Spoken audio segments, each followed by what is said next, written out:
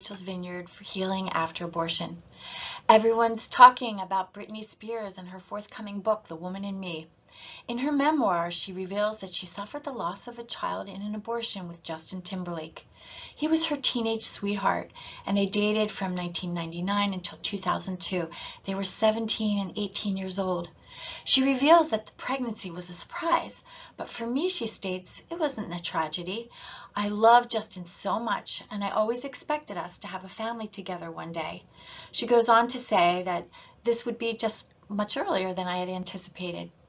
But Justin definitely wasn't happy about the pregnancy. He said we weren't ready to have a baby in our lives and that we were way too young. Britney shared the agony of her decision. If it had been left up to me alone, I never would have done it. And yet Justin was so sure that he did not want to be a father. The assumption that an abortion is truly a woman's choice was recently disputed by the findings of a 2023 study conducted by the Charlotte Lozier Institute. In a national sample of women between 41 and 45 years of age, only 33% described their abortions as wanted and consistent with her values and preferences. All others, a whopping 67%, described it as contrary to their values and their preferences, with 24% describing their abortions as coerced. In fact, the American Psychological Association lists pressure from others to terminate a pregnancy as a risk factor for mental health problems after abortion.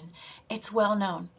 Britney checks that box because she was terminating a pregnancy that was wanted and meaningful. Britney was in love with Justin, and she dreamed they'd have a family together.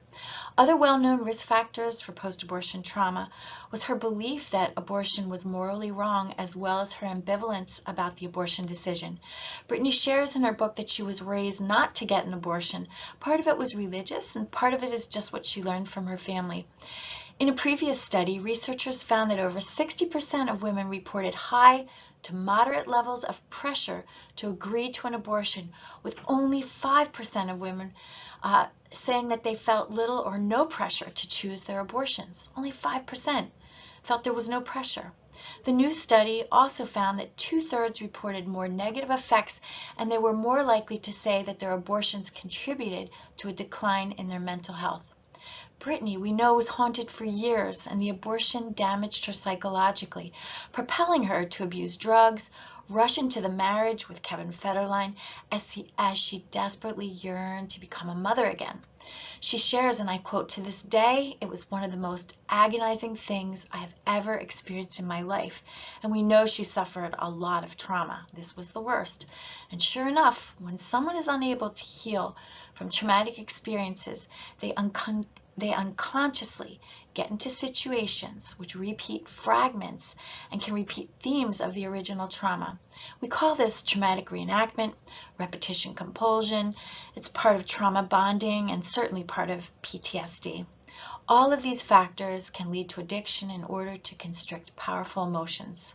In a future video, I hope to share how Britney, a very talented, creative, and beautiful young woman's life, spiraled totally out of control as we look at the classic symptoms I've heard repeated all over the world related to pregnancy loss and unresolved grief. So I hope you can join me when we can explore the traumatic reenactment of multiple themes where others were able to gain complete control over Britney's life as she re-experienced profound powerlessness, the loss of her motherhood, sterility from a forced IUD, and years of heartbreak and grief as everyone else was able to move on with their lives, creating families of their own. And in the meantime, I can't wait to read her book. And you can read scores of true stories in my book, Forbidden Grief, The Unspoken Pain of Abortion, which is the study of the mystery, the drama, and the repetition of trauma after abortion, and why it's so important to help women like Britney who are suffering the loss of a child after abortion to heal. God bless you.